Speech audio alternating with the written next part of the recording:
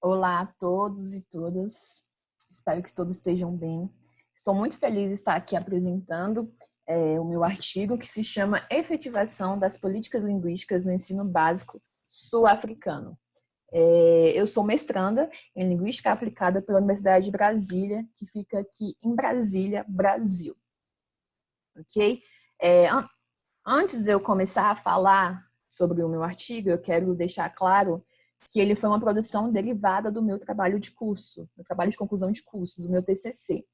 Pois, quando eu fiz o meu TCC, eu observei que havia temas relacionados a eles, ao meu TCC, muito interessantes. E daí saiu este artigo. Meu TCC é esse, Multilinguismo e Educação, na área do Planejamento Linguístico Sul-Africano, que eu realizei em 2018. Primeiro, eu quero contextualizar porque eu escolhi a África do Sul para fazer esse artigo. A África do Sul, como a gente pode ver aqui na imagem, ela é chamada de nação arco-íris, porque é o quê? Ela tem 11 línguas oficiais.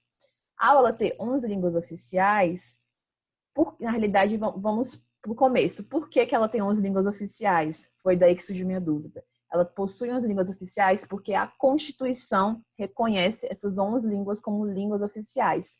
E daí saiu minha curiosidade. Como um país lida com 11 línguas oficiais?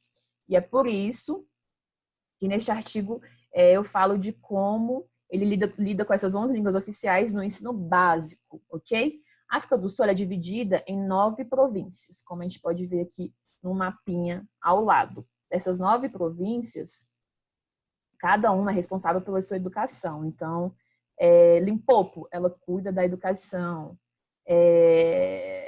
Free State cuida da sua educação. Então, cada uma vai estar ali cuidando da educação. Como eu disse anteriormente, a Constituição vai reconhecer essas 11 línguas como oficiais, como eu tenho aqui em cima, ok? Esse aqui é um trecho da Constituição sul-africana. E aí me questionei. Estado da educação. Temos do lado do Estado dizendo, sim, temos 11 línguas oficiais. E do lado da educação, como a educação lida com isso? Como é que isso vai acontecer? Porque aqui no Brasil a gente não tem nada parecido, né? Pela América Latina, pelo menos não temos algo parecido. Só um momento. E para isso, eu analisei documentos. Constituição, na realidade, não é um documento, né? Mas eu coloquei aqui para listar o que eu analisei para tentar compreender como se dá essa oficialidade das 11 línguas na África do Sul. Então, além da Constituição, a Política Nacional de Educação, Ato das Escolas Sul-Africanas, um projeto político sobre a introdução de línguas africanas nas escolas e um documento que fala sobre normas e padrões nas escolas.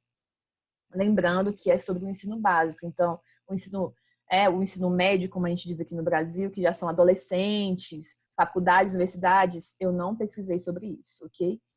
O foco deste artigo é exatamente o ensino básico.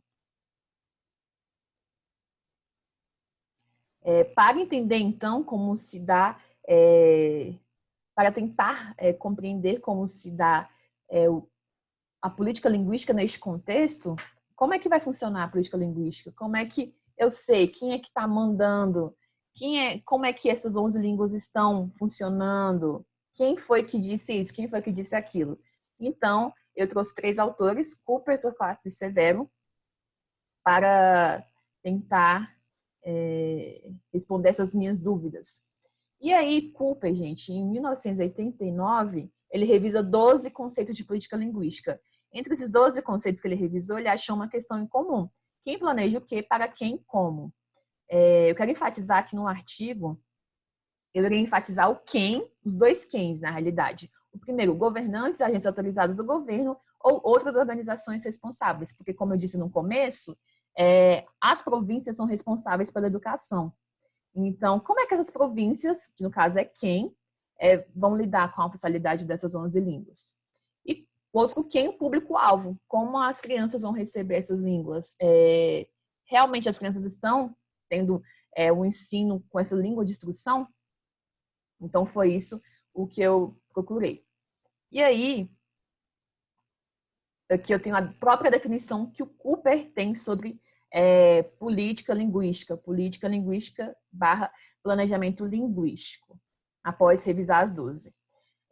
O Cooper, ele fala que, né, planejamento linguístico refere-se aos esforços deliberados para influenciar o comportamento de outros com respeito à aquisição, estrutura ou atribuição do sistema de sua língua. Essa definição não se restringe aos planejadores das agências competentes, nem ao tipo de grupo-alvo e nem a uma forma específica de planejamento. Eu concordo com o Cooper nessa definição, pois o que ele diz? Que a definição, ela não se restringe apenas a quem está planejando e nem o grupo-alvo. Então, é muito além do que a gente pensa, né? Então, é algo muito complexo essa oficialidade dessas 11 línguas.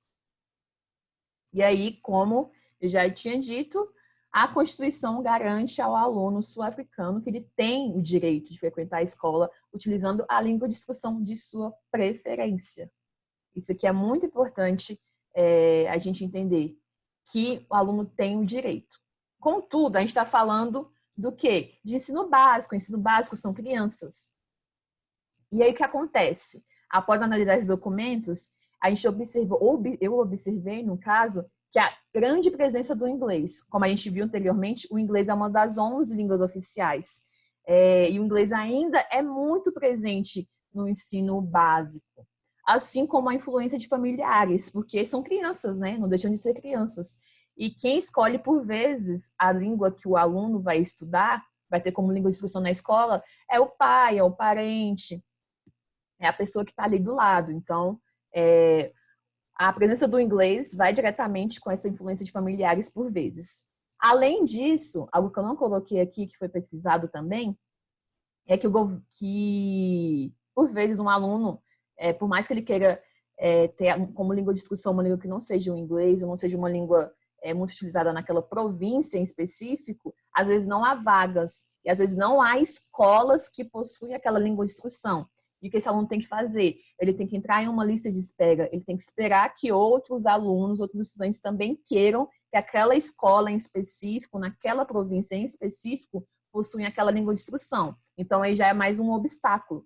Então, a gente vê que na teoria, sim, tem uns 11 línguas oficiais. E na teoria, sim, o aluno tem o direito de estudar quaisquer dessas 11 línguas oficiais como língua de instrução na escola. Mas na prática, o que a gente tem, como eu disse anteriormente? Quem planeja para quem? Quem está planejando é o governo e os agentes planejadores sul-africanos, que são o quê? Que são os encarregados pela efetivação desse planejamento, né? Desse planejamento dessas políticas linguísticas no país. Quando eles planejam, eles têm que observar o público-alvo e o que não está acontecendo, pelo jeito, pelo visto, certo? Porque há alunos que acabam entrando esperando que abram escolas naquela província que possui aquela língua de instrução que eles desejam estudar. Então, isso pode ser uma justificativa para o inglês, para o uso de inglês constante como língua de instrução. Pode ser uma justificativa também, como o Cooper disse aqui, que quem está planejando tem mais poder. Então, é algo muito complexo. Meu tempo está acabando, mas é isso. O meu artigo é exatamente entender como se dá essa efetivação de políticas linguísticas no ensino básico, né? Como se dá isso. Então, sim, há o direito. Sim, a criança pode, sim, estudar uma das 11 línguas como língua de instrução na escola, mas é o que garante que ela vai conseguir, né? Então, na teoria, a gente vai observar no meu artigo que na teoria, sim, há formas, há como, mas na prática não é o que acontece na realidade, né? Na prática é um pouco mais difícil essa oficialidade no ensino básico. E é isso, espero que todos tenham gostado.